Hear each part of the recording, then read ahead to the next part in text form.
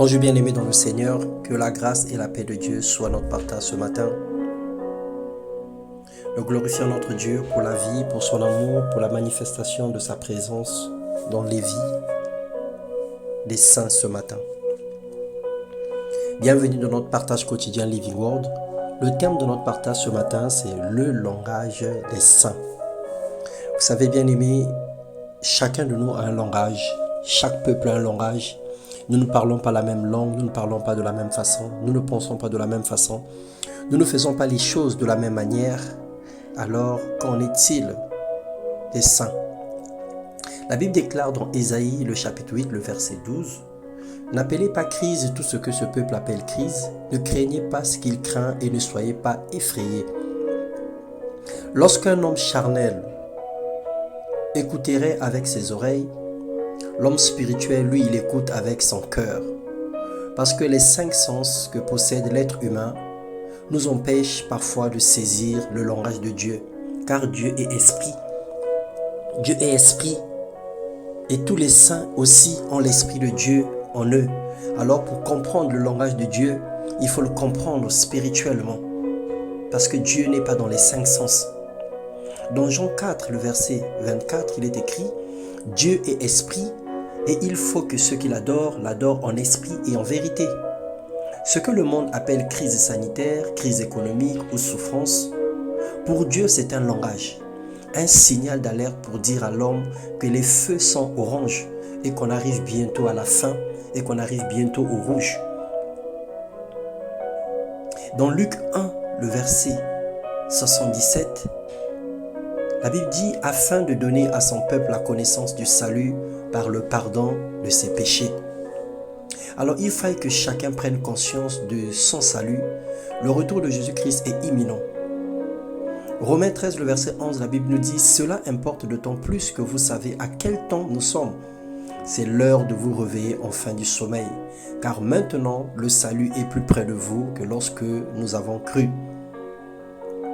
Nous prions que Dieu nous ouvre l'intelligence pour discerner les temps actuels et qu'il nous donne la sensibilité spirituelle à reconnaître sa voix et à suivre que sa voix.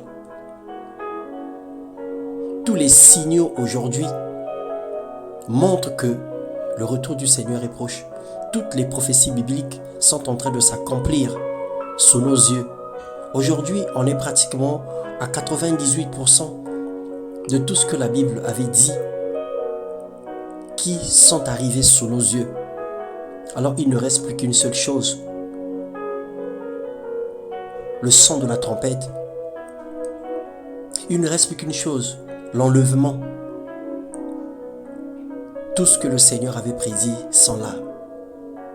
Alors bien-aimés frères et sœurs, prends soin de ta vie, prends soin de ta marche. Tu es au dernier virage. Estime-toi heureux, estime-toi heureuse d'être compté parmi les vivants. Parce que plusieurs n'ont pas eu l'opportunité de se repentir. Plusieurs n'ont pas eu l'opportunité d'implorer Dieu. Plusieurs n'ont pas eu l'opportunité de chercher le Seigneur. Mais ce matin, au travers de ce message, le Seigneur te fait un rappel. Arrange ta vie. Affermis-toi. Cherche le Seigneur. Déconnecte-toi de tout ce qui ne l'honore pas. Fais-lui confiance. Arrête de te lamenter. Arrête de pleurer et de gémir. Le Seigneur est ton aide. De quoi as-tu peur? Accroche-toi au Seigneur. Prends plus soin de ton âme, de ton esprit que de ta chair, que de ton corps. Le temps que nous passons devant nos miroirs pour embellir nos corps physiques, alors faisons autant aussi pour l'éducation de notre âme et de notre esprit. Enfonçons-nous dans la méditation de la parole de Dieu dans les Écritures pour apprendre chaque jour de Dieu et avoir la foi. La foi de recevoir, mais aussi la foi de donner. La foi d'être sauvé, mais aussi la foi d'être enlevé. Alors que la grâce du Seigneur soit notre partage ce matin et que le Saint-Esprit continue à nous rappeler à chaque instant et que nous ne puissions pas dormir avec un péché non confessé, que nous ne puissions pas sombrer dans le mal, que nous puissions cultiver la paix autour de nous chaque jour, parce qu'il y a 2 conditions. Rechercher la paix et la sanctification, sans laquelle personne ne verra le Seigneur. Il n'y a pas que la sanctification, mais il y a aussi la paix. Être en paix avec tout le monde. Rechercher la paix, favoriser la paix. nous garantit aussi un salut.